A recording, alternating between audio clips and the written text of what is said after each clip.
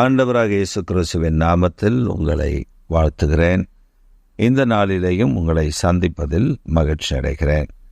இன்றைக்கு நம்முடைய தியானத்திற்காக நான் தெரிந்து கொண்ட வேத வசனம் யோபுவின் புஸ்தகம் 5ஆம் அதிகாரம் 9ஆம் வசனம். ஆராய்ந்து முடியாத பெரிய காரியங்களையும் எண்ணி முடியாத அதிசயங்களையும் அவர் செய்கிறார். ஆராய்ந்து முடியாத பெரிய காரியங்களையும் எண்ணி முடியாத அதிசயங்களையும் அவர் செய்கிறார்.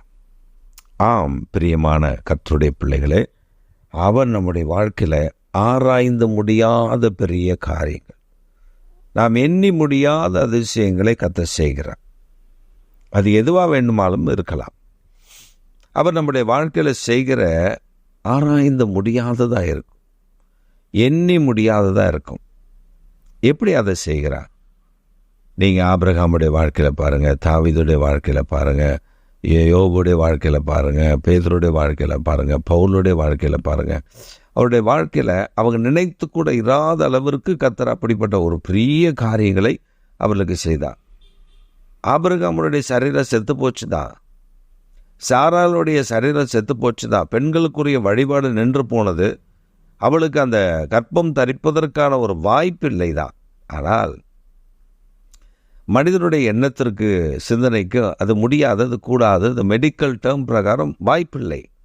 ஆனால் ஆண்டவர் அந்த ஆபிரகாமையும் சாராளையும் ஆசீர்வதித்த பொழுது அந்த செத்த கர்ப்பத்தில் தான் ஒரு குழந்தை உற்பத்தி ஆகிறது. செத்த கர்ப்பத்தில் தான் ஒரு உயிர், புது பலன், புது உயிராய் மாறுகிறது, உயிர் பெறுகிறது. ஆராய்ந்து முடியாதது. அதே போல அந்த குழந்தை பிறந்து அது வளர்ந்து அதன் காரியங்களை நீங்கள் எண்ணி பார்த்தால் அதன் காரியங்கள் எண்ணி முடியாத அதிசயங்களை அந்த குழந்தைக்கு செய்கிறார். இன்றைக்கு மெடிக்கல் டேர்மில் டாக்டர்கள் சொல்லுகிற, மருத்துவர்கள் சொல்லுகிற ஒரு காரியம், வயதான காலத்தில் குழந்தை பெற்றுக்கொள்ளாதீர்கள், அது ஊனமாக பிறக்கும், அது இப்படி பிறக்கும், அது அப்படி பிறக்கும், அது இந்த மாதிரி பிறக்கும், அது இந்த மாதிரி பிறக்கும் என்று சொல்லி எல்லாம் இன்றைக்கு சொல்லுகிறார்கள்.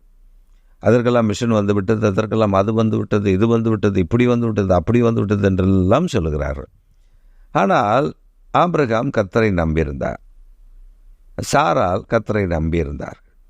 இந்த ரெண்டு பேரும் கர்த்தரை நம்பியிருந்தபடினாலே ஈசாக்கு கர்த்தருடைய ஆசீர்வாதத்தினால் நிரப்பப்பட்ட தேவனுடைய மனிதனாய் பிறந்தார். இதுதான் நம்ம முக்கியமாக பார்க்க வேண்டிய ஒரு காரியம். கர்த்தர் ஆபிரகாமை ஆசீர்வதித்த ஆசீர்வாதத்தினுடைய மேன்மைதான் இந்த ஈசாக்கு. தாவீது இடத்துல வாங்கல, தாவீதுடைய வாழ்க்கையிலையும் நீங்கள் உற்று கவனித்தா ஆராய்ந்து முடியாத பெரிய காரியங்களை தாவீதுக்கு செஞ்சான். ஆட்டுக்கு பின்னாடி போயிட்டு இருந்தா, அரசன் அவன் எண்ணி பார்க்கவே இல்லை. அவன் கூட இருந்தவங்களாம் திருடர்கள், அதாவது திருட்டு தொழில் தான் அவங்களுக்கு தெரியும். 600 பேரை தாவீதோடு வச்சுருந்தான். ஆனால் இவரில் வச்சு அவன் ஆளுகை செய்ய முடியுமா அப்படின்னா அது முடியாது. ஆனால் அவன் எண்ணி பார்க்கவே முடியவில்லை, ஆராய்ந்து பார்க்கவே முடியலை. அவனை ராஜாவாக மாற்றிவிட்டான். தாவீது அரசன் என்று அழைக்கப்பட்டான், கிங் டேவிட் என்று அவனை இன்றைக்கும் நம்முடைய பாட புத்தகங்களில் வாசிக்க முடிகிறது.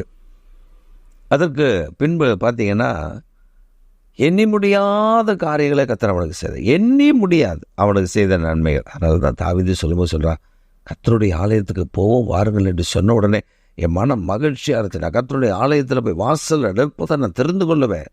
ஆகாமிய கூடாரங்களில் வாசம் பண்ணுவதை பார்க்கிலும் தேவனுடைய ஆலயத்தின் பிரகாரங்களில் நிற்பதை நான் தெரிந்து கொள்ளுவேன் சொல்கிறான். இப்போ உங்களுடைய வாழ்க்கையில், ஏன் வாழ்க்கையில் நாம் கர்த்தரை அண்டி கொண்டிருந்தார், நாம் ஆண்டவரை சார்ந்து கொண்டிருந்தார், பிதாவாகிய தேவனாலும் குமாரனாகிய இயேசு கிறிஸ்துவினாலும் பரிசுத்த ஆவியானவர் நமக்கு உண்டாகிற நீதி, நமக்கு உண்டாகிற மேன்மை, நமக்கு உண்டாகிற கிருபை, அதை பிடித்து கொண்டிருந்தாலே போதும். அவரை சார்ந்து கொண்டிருந்தாலே போதும். இயேசு கிறிஸ்துவின் நாமத்தினாலே நாம் அதை பெற்றுக்கொள்ள முடியும். உங்கள் வாழ்க்கையில் எதை எதிர்பார்த்திருக்கிறீர்களோ அதை விட பெரிய நன்மைகளை, ஆராய்ந்து முடியாத பெரிய காரியங்களை, எண்ணி முடியாத அதிசயங்களையும் கர்த்தர் உங்களுக்கு செய்கிறதை நீங்கள் பார்ப்பீர்கள். இன்று ஒரு பெரிய நன்மைகளை உங்களுக்கு அவர் கட்டளையிடுகிறார். பெற்று ஆசீர்வாதத்தை அனுபவித்துக் கொள்ளுங்கள். ஆமேன், ஆமேன்.